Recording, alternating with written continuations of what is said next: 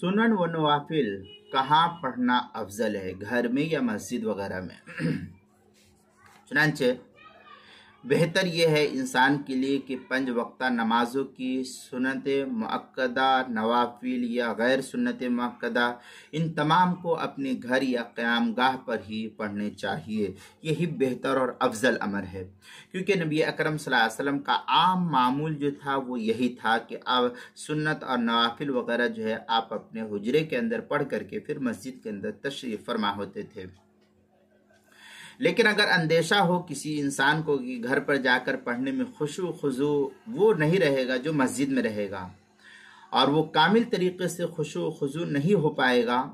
तो या ये कि किसी मशगूली की वजह से सुन्नतें छूट जाने का खदशा है, तो ऐसी सूरत में फिर मस्जिद ही में सुन्नत वगैरह को अदा कर लेना यही इंसान के लिए बेहतर और अफजल है। और आम तौर पर आजकल के माहौल के एतबार से मुनासिब भी यही है, क्योंकि घरों का माहौल दीनी एतबार से आम तौर पर इंसानों का पुरसुकून नहीं रहा है। जैसा कि आज के दौर में हमारा ये मामूल चलता चला आ रहा है, तो तरह तरह के मशागिल, बच्चे और खेल कूद और ये वो चीज़ों के अंदर मशगूल हो जाता है आदमी, तो फिर नमाज उसको याद नहीं रहती। तो बेहतर है कि ये मशागिल में लगने से बेहतर है कि अपने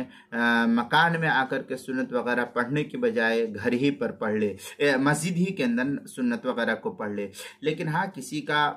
घर जो है बिल्कुल सुन्नत तरीके से और घर के अंदर दीनी माहौल है और नमाजों का खूब एहतमाम होता है, पहले नमाज होती है और फिर जो है दीगर मशागिल होते हैं, तो फिर ऐसे हजरात के लिए अपने मकाम पर, अपने घर में, अपने हुजरे के अंदर जा कर के सुन्नत वगैरह का पढ़ना ये बेहतर होगा।